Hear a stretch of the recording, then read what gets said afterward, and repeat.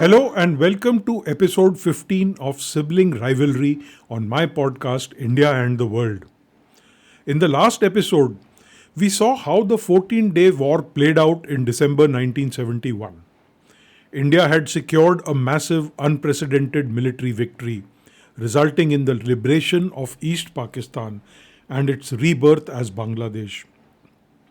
India now held approximately 93,000 Pakistani prisoners of war and occupied 5,000 square miles of territory in West Pakistan and POK. But now the focus shifted from the battlefield to the negotiating table. In the summer of 1972, delegations of the two countries met in the cooler climes of Shimla for post war negotiations. Leading their respective sides were two formidable leaders. There was a stark contrast between their negotiation positions. Prime Minister Indira Gandhi, the Iron Lady of the subcontinent, held all the military and territorial trump cards. On the other side was Pakistan's first civilian president since 1958, Zulfikar Ali Bhutto. He was representing a defeated, dismembered nation. But to give Bhutto credit, he remained a master of political intrigue and manipulation. While the two rivals prepared for this critical summit, the rest of the world watched with keen interest.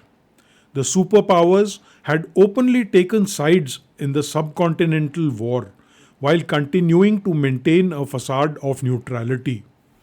The attempted misadventure of the US 7th Fleet in the Bay of Bengal had only been thwarted by the threat of Soviet intervention.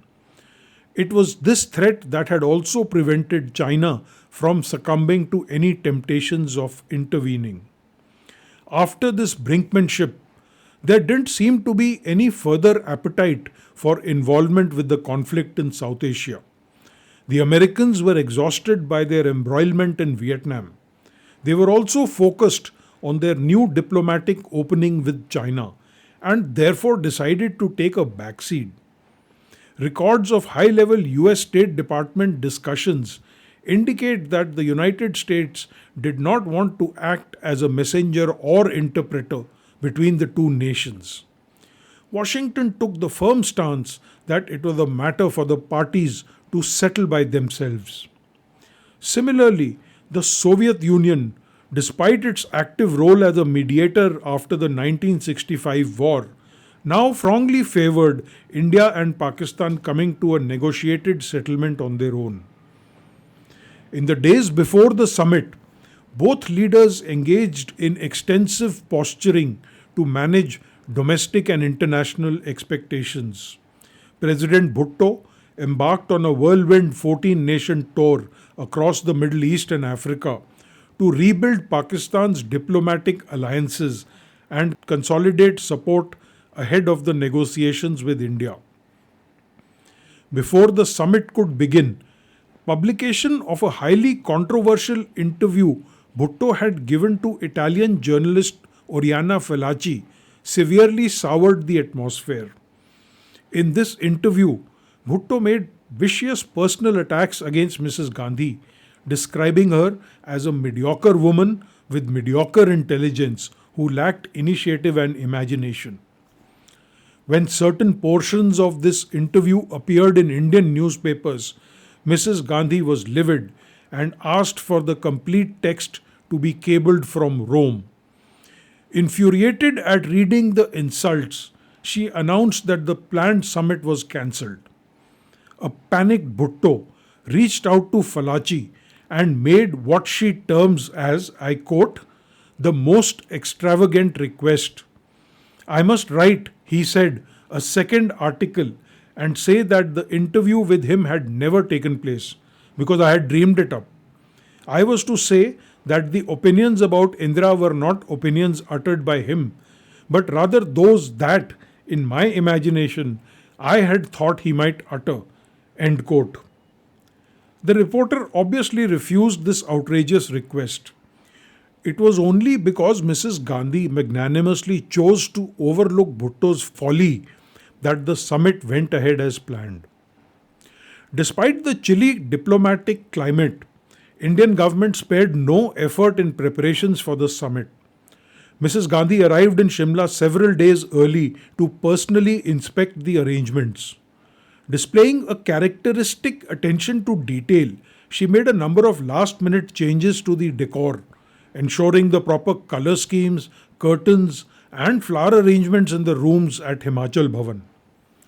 To facilitate continuous and secure communications during the high stake negotiations, dedicated hotlines had been established. One was to Islamabad for the exclusive use of the Pakistani delegation, and one to Dhaka to keep Sheikh Mujibur Rahman updated on the unfolding discussions. The mall in Shimla was fenced off to allow the fleet of over 100 cars placed at the disposal of Pakistani delegates to move freely. On 27th June, Bhutto took off from Lahore airport accompanied by an entourage of about 90 people. This included his daughter Benazir and a large contingent of journalists. Bhutto's aircraft landed in Chandigarh, where Indian External Affairs Minister Swaran Singh received him. They flew together in a Mi-8 helicopter to Shimla, and Mrs. Gandhi herself received the delegation at the makeshift helipad. The Indian team included Finance Minister Chauhan, Defence Minister Jagjeevan Ram, Food Minister Fakhruddin Ali Ahmed, and External Affairs Minister Swaran Singh. The working hands were bureaucrats including D.P. Dhar, P.N. Haskar, and T.N. Kaul. It is interesting to note that Chauhan, Swaran Singh, and Kaul had also participated in the ill-fated Tashkent summit, as had Bhutto and his aide Aziz Ahmed. After the customary rounds of dinners and pleasantries, the delegations got down to work. The meetings witnessed intense discussions, with both sides firmly sticking to their respective stances. India's primary aim was to get Pakistan to agree to settle the Kashmir issue bilaterally through future discussions amongst themselves, without any more third party or UN intervention. But this was not something that Bhutto could sign off on. He knew that if he returned home after making any major concessions on Kashmir, it would annoy both the people and the army.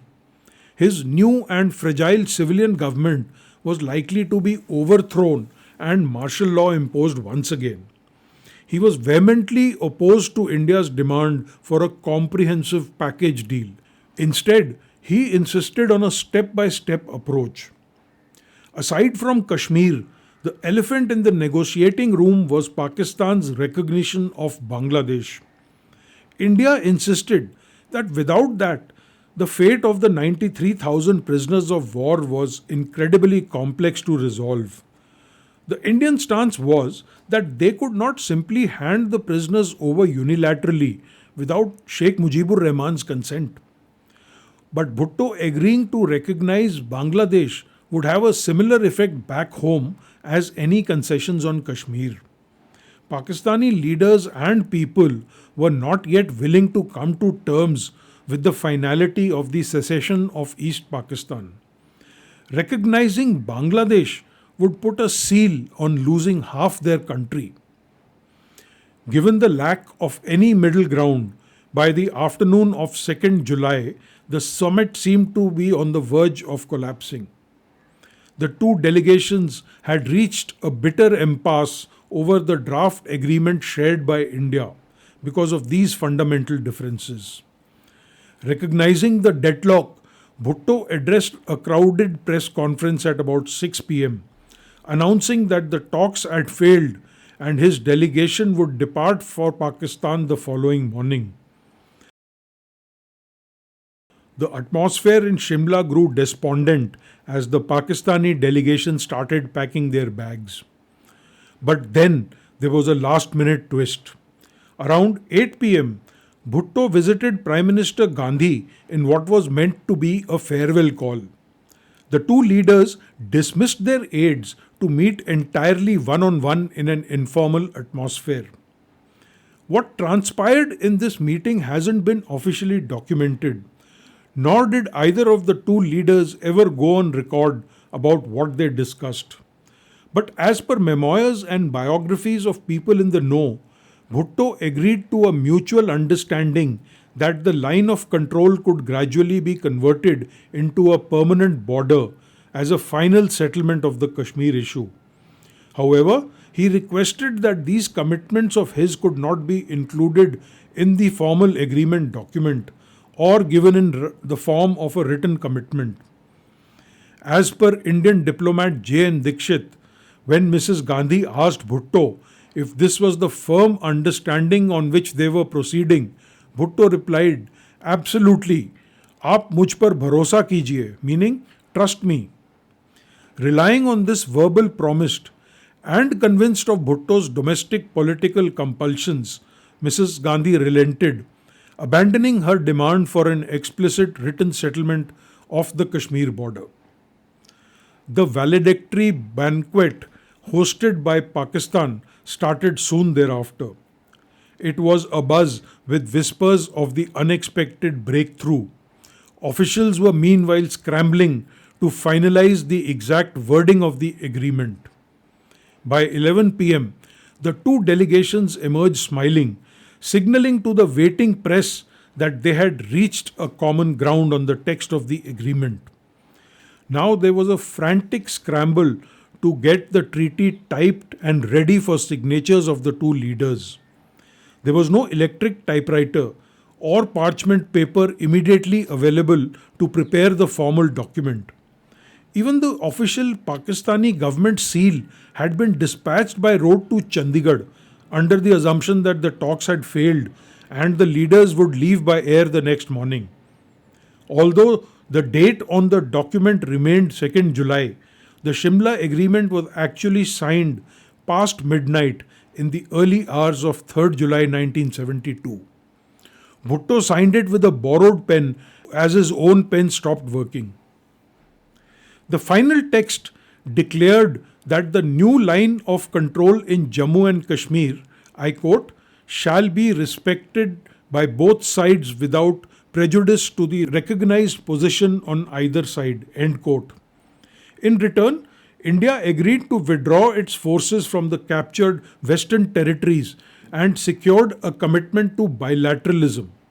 The issue of release of prisoners of war and final resolution of Kashmir were kicked down the street, agreeing that, I quote, the representatives of the two sides will meet to discuss further the modalities and arrangements for the establishment of a durable peace and normalization of relations, including the questions of repatriation of prisoners of war and civilian internees, a final settlement of Jammu and Kashmir, and resumption of diplomatic relations, end quote. When the sun rose, both leaders claimed victory. Bhutto returned to Pakistan a hero, telling his people that he had rescued Pakistani territory without signing away Kashmir. India felt that getting Pakistan to agree to tackle Kashmir issue bilaterally, altering the 1948 ceasefire line by establishing the new line of control and retaining strategic gains in Kashmir in the Kargil, Tithwal and Punch sectors were victories. The international reaction to the Shimla agreement was one of profound relief. In Washington, US officials were highly optimistic. US Assistant Secretary of State Joseph Sisko described the Shimla agreement as, I quote, rather remarkable achievement to emerge so soon after the end of a bitter war, end quote.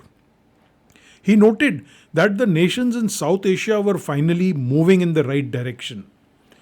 US intelligence agencies also analyzed the geopolitical fallout, speculating that the agreement provided a basis for improvement in China-India relations and predicting that China would not oppose Bangladesh's entry into the UN, but would instead seek to establish influence in Bangladesh to compete with Soviets and the Indians.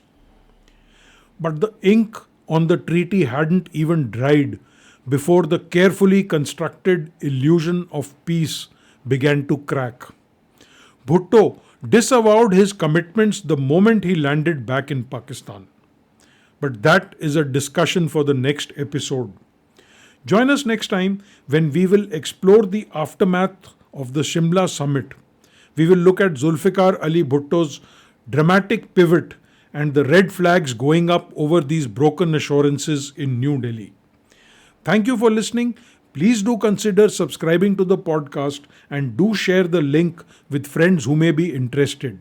See you next time.